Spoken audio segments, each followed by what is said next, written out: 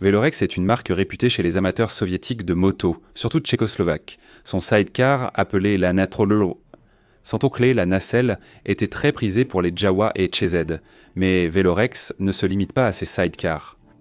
Pendant près de 3 décennies, cette entreprise a produit ces petites voitures légères à 3 roues, de conception assez primitive. Cette vidéo leur sera consacrée. Bienvenue sur la chaîne Crossmota, bon visionnage.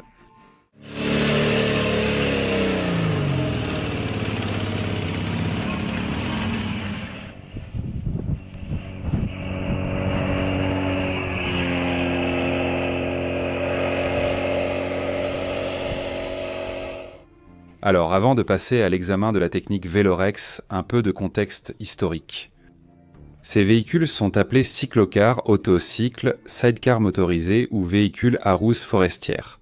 La suite arrive. Si la construction est à 4 roues, je vous prie de ne pas confondre avec un quad. En général, il faut distinguer la moto Koliaska de la micro-voiture, même si la différence n'était pas toujours claire. La moto Koliaska et la micro-voiture ont généralement des dimensions similaires.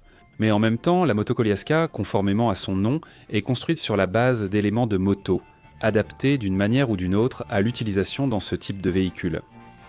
Les premières conceptions de cyclocars datent de la fin du 19e siècle, des premières années du 20e siècle. La moto Koliaska a atteint sa plus grande popularité en Europe à 2 reprises, chaque fois après une guerre mondiale. La première prospérité a eu lieu dans les années 1920, la seconde de la fin des années 1940 au milieu des années 1960.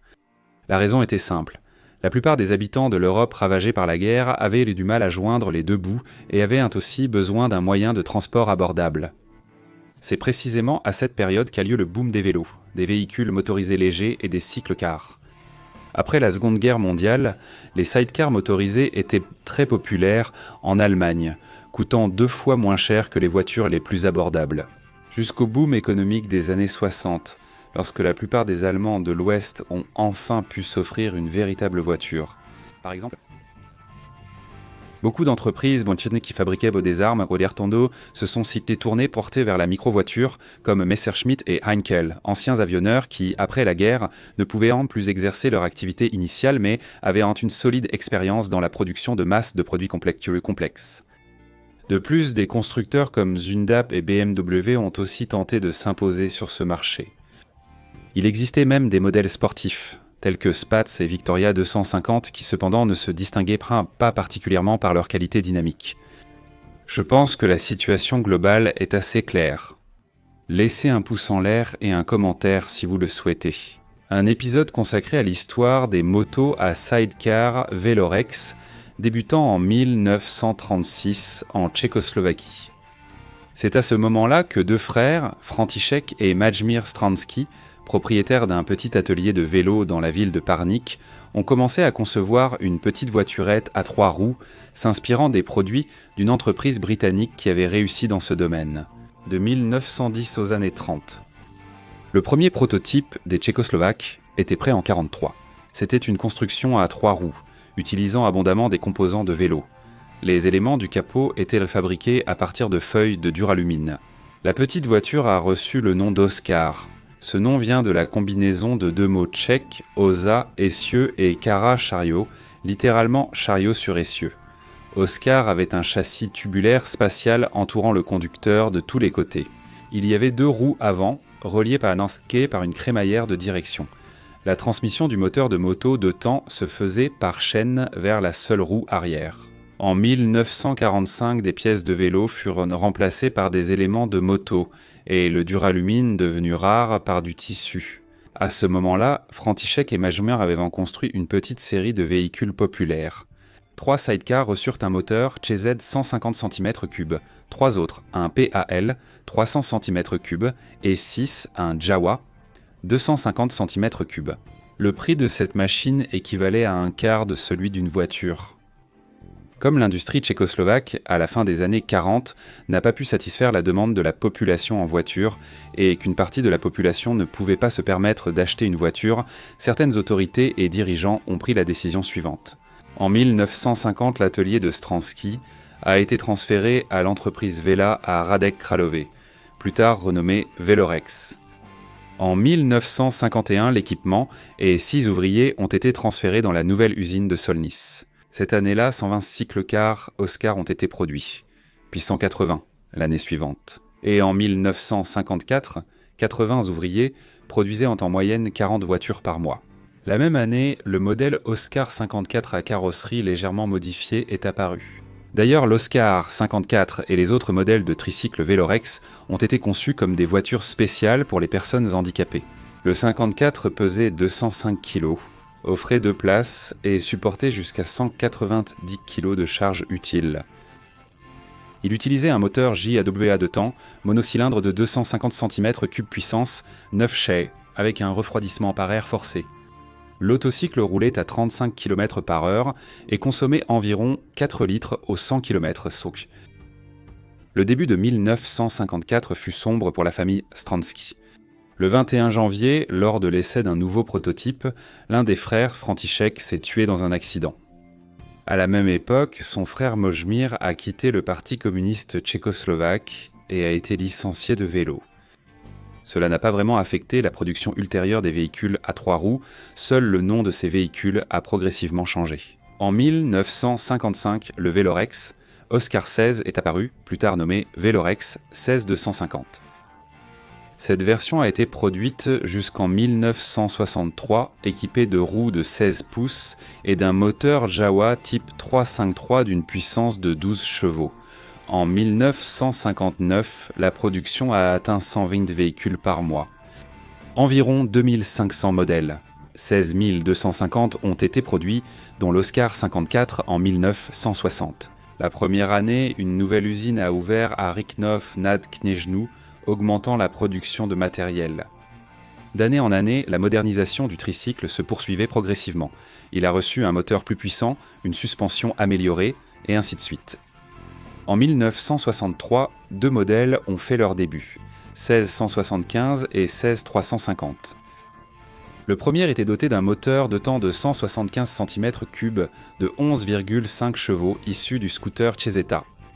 Cette petite voiture atteignait au maximum 65 km/h.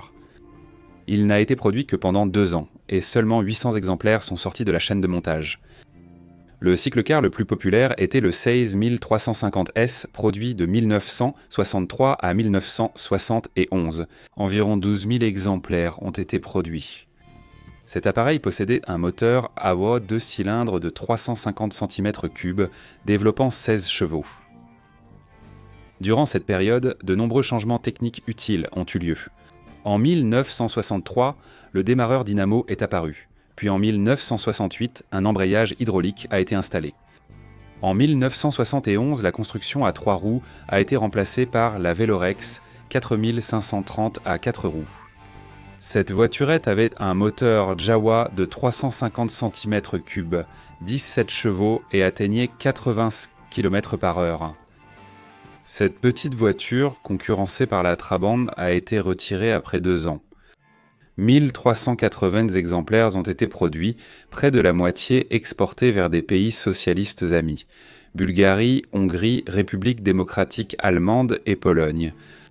En Tchécoslovaquie, la distribution du Velorex se faisait principalement auprès des personnes handicapées par l'intermédiaire des organisations de protection sociale. Selon le degré et le type de handicap, la personne recevait soit la voiture gratuitement, soit l'achetait dans le cadre d'un programme préférentiel. Après 4 ans, la personne handicapée pouvait recevoir un nouveau Velorex. Un certain nombre de Velorex étaient attribués aux entreprises et aux organisations comme moyen de transport de service. À cette fin, un petit nombre de camionnettes à 3 roues avec une petite plateforme de chargement au-dessus du moteur et de la roue arrière en étaient fabriquées. Le Velorex était le cheval de trait des agronomes ruraux, des médecins et des zootechniciens. L'endurance, l'entretien facile et la réparabilité de ces tricycles les ont rendus légendaires. À ce jour, selon les estimations des clubs, près de la moitié des Velorex produits sont encore en service entre les mains attentionnées de passionnés amateurs. La majorité des clubs sont en Tchéquie, mais il y en a aussi en Slovaquie, Hongrie et aux Pays-Bas. Chaque année, des rassemblements de fans de la technologie Velorex se tiennent en Tchéquie et en Hongrie, et parfois Mojmír Stransky, l'un des créateurs de cette légendaire machine, y assistait. Mojmír est décédé à un âge très avancé, en 2011.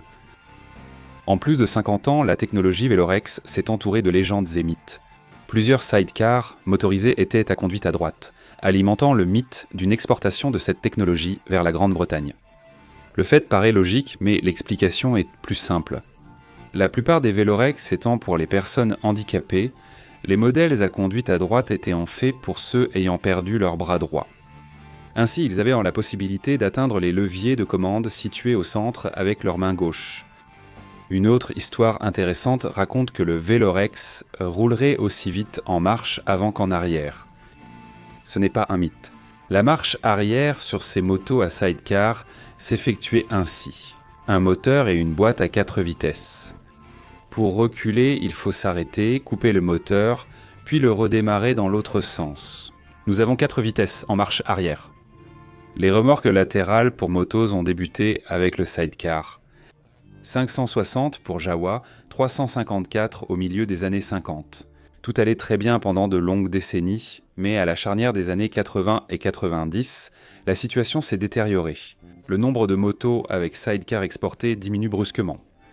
Après la révolution de velours en 1989, la coopérative a disparu, les capacités de production ont été privatisées et la fabrication des sidecars se poursuit aujourd'hui. Sous la marque, en 2010, l'entreprise a décidé de faire renaître les motos avec sidecar en présentant un prototype appelé X-Strike. La machine dotée d'un 4 cylindres 1300 cm3 devait être produite en 5 à 10 exemplaires par an, mais le projet a échoué. En 2021, un nouveau concept Velorex a été présenté, mais il semble être resté un prototype. À ce moment-là, les amis, ce sujet touche à sa fin. Voici l'histoire des légendaires motocycles à sidecar Velorex, originaires de Tchécoslovaquie. Si vous avez aimé la vidéo, n'oubliez pas d'être actif sur la chaîne en partageant, en commentant et en vous abonnant. Merci à tous ceux qui soutiennent financièrement ma chaîne via les coordonnées en description. À bientôt.